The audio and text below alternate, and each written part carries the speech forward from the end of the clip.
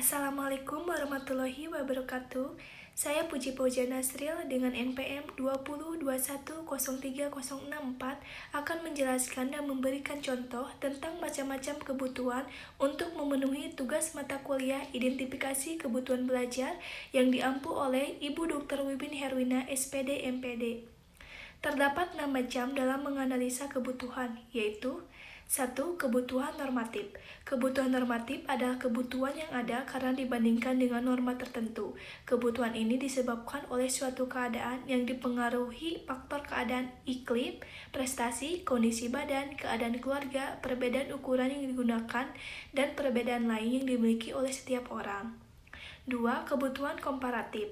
Kebutuhan komparatif adalah kebutuhan yang muncul kalau dibandingkan dengan dua kondisi atau lebih yang berbeda. Kebutuhan ini disebabkan oleh suatu keadaan yang dipengaruhi faktor perbandingan kualitas atau mutu dengan pengaruh tujuan yang lebih baik. 3. Kebutuhan yang dirasakan. Kebutuhan yang dirasakan adalah kebutuhan seseorang saat ditanyakan keperluan atau keinginannya saat itu. Kebutuhan ini disebabkan oleh suatu keadaan atau keinginan akan suatu hal. 4. Kebutuhan yang diekspresikan. Kebutuhan yang diekspresikan adalah kebutuhan yang ditampakkan oleh seseorang yang membutuhkan. Kebutuhan ini menjelaskan sebagai kebutuhan yang dirasakan dan diwujudkan melalui aksi untuk mengungkapkan apa yang dibutuhkannya. 5. Kebutuhan masa depan. Kebutuhan masa depan adalah kebutuhan yang akan terjadi di masa mendatang. Identifikasi kebutuhan yang diantisipasi ini akan membantu dalam mempersiapkan perencanaan agar mampu memantau dan memahami kemungkinan-kemungkinan yang dapat terjadi di masa depan. 6. Kebutuhan insidental yang mendesak. Kebutuhan ini jarang mengalami kegagalan, namun memiliki dampak yang signifikan. Identifikasi kebutuhan melalui analisis potensi masalah dengan pertanyaan-pertanyaan. Setelah dijelaskan pengertian dari 6 kebutuhan itu, saya akan memberikan contoh kebutuhan dalam kehidupan sehari-hari atau masalah yang sedang saya alami. 1. Kebutuhan normatif. Secara normatif ditetapkan bahwa mengikuti perkuliahan disyaratkan harus membayar uang kuliah tunggal atau UKT. Maka kebutuhan secara normatifnya harus membayar UKT terlebih dahulu. 2.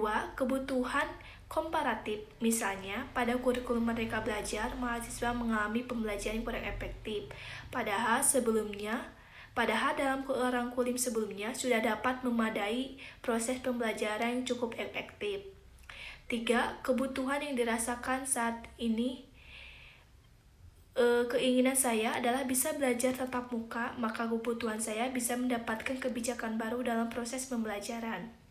4. Kebutuhan yang diekspresikan, di mana keperluan dalam pembelajaran daring salah satunya adalah kuota, maka kebutuhan saya mendapatkan bantuan kuota dari instansi atau pemerintah dan metode pembelajaran yang tidak rumit sehingga saya dapat lebih mudah memahami materi yang disampaikan oleh pengajar. 5. Kebutuhan masa depan.